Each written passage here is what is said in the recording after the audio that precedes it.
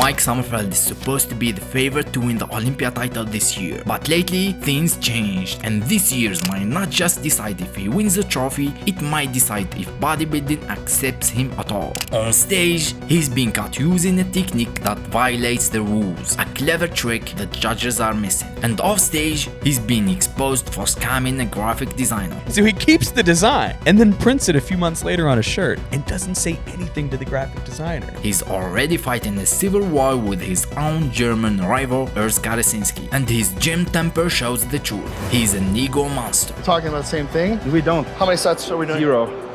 No, don't touch! What Mike? So the question is simple. Is Mike Sommerfeld the next great champion, or will his toxic personality and hidden tricks destroy his career before it truly begins? Bodybuilding is an illusion. It's not always who has the biggest body parts, but it's who's the most symmetrical and the most balanced. You guys know, bodybuilding is a sport of illusion. From the first days of the sport, bodybuilders always use tricks to look bigger, harder, or more balanced on stage. Vacuum poses, twisting angles, even the way you place your feet, all of it can create the perfect illusion. For example, Arnold Schwarzenegger was famous for twisting his body in a way that made his waist look smaller and his chest look wider. Sergio Oliva used poses that hide his weak points and showed only his strongest lines. Even Frank Zane used lighting, tan, and clever angles to give his body more drama and detail. And right now we have another master of illusion, Mike Sommerfeld. Mike is one of the most gifted athletes in classic physique today. His lines are clean, his muscles flow together, and his shape is so good. Many fans believe he will be the main winner of this year's Mr. Olympia 2025. Honestly, he has everything it takes to be the champ, but there is something I noticed, and I wanted to share it with you. Pay close attention. In many of his poses, Mike holds the sides of his posing trunks and make it higher on the hip bones. When he does that, it pulls the fabric tighter, hides part of his obliques, and it makes the waist look even smaller. This creates a stronger V-taper. Now, when I first saw this, I thought that has to be illegal. That has to be banned already. So, I checked the official IFBB rulebook. This is for the front lat spread and the back lat spread. The rule states, "It shall be strictly forbidden for the competitor to pull up on the posing trunks so as to show the gluteus maximus muscles." That means intentionally pulling or manipulating the trunks during certain poses is already disallowed. And that's exactly what Mike is doing. He does it so fast and smart that maybe the judges don't notice. Maybe they don't care. Or maybe they think it's just a small detail. But still, it's part of the discussion. Because if one athlete uses this trick and another doesn't, the judges are not seeing the same truth, and that can feel unfair. I believe the judges must start considering this and take it more seriously. I'm not saying Mike needs this trick to be great. He's an amazing bodybuilder, maybe even the best right now. But the real question with Mike isn't just about the stage, it's about who he is outside of it, his personality. To be Mr. Olympia champ, you need more than just a perfect body. You need the right mindset. And that right mindset is where Mike seems to be having a major problem. The drama began with his fellow German athlete Urs. When Urs made his Olympia prediction, he put Ramon Dino to win and Mike in second place. A perfectly normal opinion, right? Not for Mike. He fired back, not about the physiques, about the nationality. He complained that Urs should support his fellow German competitor, basically saying, "You need to support me just because we're from the same country." Urs replied with a simple line, "It's just my opinion, LOL, you don't even live in Germany." Mike wanted support not based on his physique but on national pride. Even though Mike himself said that Ramon Dino could win this Olympia, but when something like this came from Urs, he didn't like it. Your honest opinion, who is the one that you see as your biggest competition? Ramon.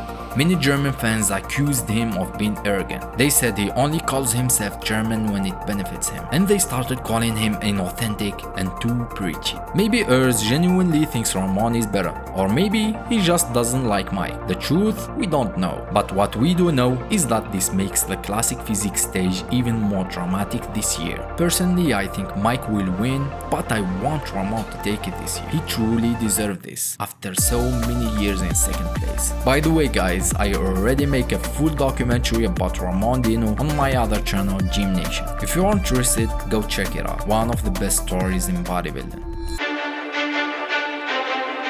In a gym session with the open bodybuilder Eric Yanitsky, Mike's temper truly showed. He argued for 10 minutes over technical detail of the quad extension machine. And what I'm explaining to you is that we're talking about the same thing. We don't. But nothing's No, it changed. can't be heavier. It's not. It can't be. It's not possible. It's not heavier. Exactly, but it feels heavy, and I'm trying to find out why. I'm trying to tell you. Okay, forget it. Then he dismissed Eric's entire set, calling the training playing around like kids. How many sets in are you here? How many? How many sets are we doing? 0. Huh? None of the sets do count. None of them. These? No. Why? Because we played around like kids. So It's not a working set. I do working. all right, so tell me, are we doing this one or this one? You tell me. This one. Okay. In a highly controversial move, Eric humbled Mike right there on camera. I'll show him how to play around like a kid. He added extra weight to the machine and showed Mike a perfect set. The problem, Mike couldn't keep up with the weight or even the fall. Give me that stretch, pause, and then drag out. Yep, Don't touch. I won't touch. But the worst moment might be his behavior towards younger athletes. In another clip, a younger bodybuilder named Juan Prayers tried to help him on a rep. Mike immediately aggressively yelled at him. No, don't touch.